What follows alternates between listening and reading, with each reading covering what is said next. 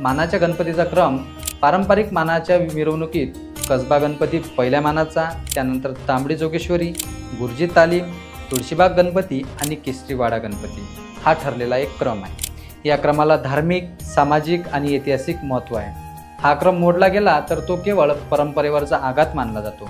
2018 मध्ये विसर्जन मिरवणूक तब्बल 29 तास चालली होती आणि 2019 मध्ये ती 27 तास चालली।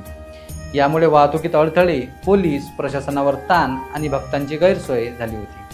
म्हणून वेळेच्या नियोजनावरून दरवर्षी वाद होत राहिले, पण परंपरा मात्र मोडली नाही।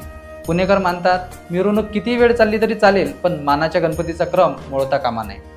काही तरुणांनी मात्र सांगितलं, सोहळा छान आहे पण वेळेत संपावा, जेणेकरून भक्तांना गैरसोय होणार नाही। सर्वसामान्य नागरिकांनी अपेक्षा मात्र एकच, परंपरा टिकली पाहिजे। मंडळाची भूमिका, काही मंडळांनी ठाम सांगितलं, परंपरेला धक्का न लावता भक्तांची गैरसोय टाळण्यासाठी आम्ही प्रयत्न करू, तर काहींनी मात्र आधी मिरवणूक काढण्याची मागणी केली आणि वाद वाढवला। हा प्रश्न केवळ धार्मिक नव्हता तर प्रतिष्ठेचाही बनला होता।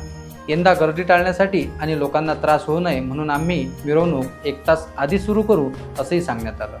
यानंतर गणपती मंडळाचे पदाधिकारी आणि पुण्याचे खासदार मुरलीधर मोहोळ यांची सर्किट हाऊसमध्ये बैठक झाली। चर्चेतून अखेर मार्ग काढला गेला। ठरलं की सकाळी 9:30 वाजता पारंपरिक क्रमाने विसर्जन मिरवणूक सुरू होईल। विसर्जन कार्यामध्ये पोलीस प्रशासन आणि योग्य त्या सरकारी यंत्रणा मदतीसाठी राहतील असेही खासदारांनी सांगितलं। या निर्णयामुळे सर्वांमध्ये समाधान परसलं आणि वादाला पूर्णविराम मिळाला। आता ठरलं आहे की यंदाही विसर्जन मिरवणूक जुन्या परंपरेप्रमाणेच पार पडेल। वेळेचं नियोजन सुधारण्यासाठी नियम घालण्यात आले आहेत, ज्यांचं पालन मंडळांनी करण्याचं आश्वासन पण दिलं आहे। यामुळे पुणेकरांना पुन्हा एकदा अख्ख्या रात्रीचा थाट, मानाच्या गणपतींचा जल्लोष अनुभवायला मिळणार आहे।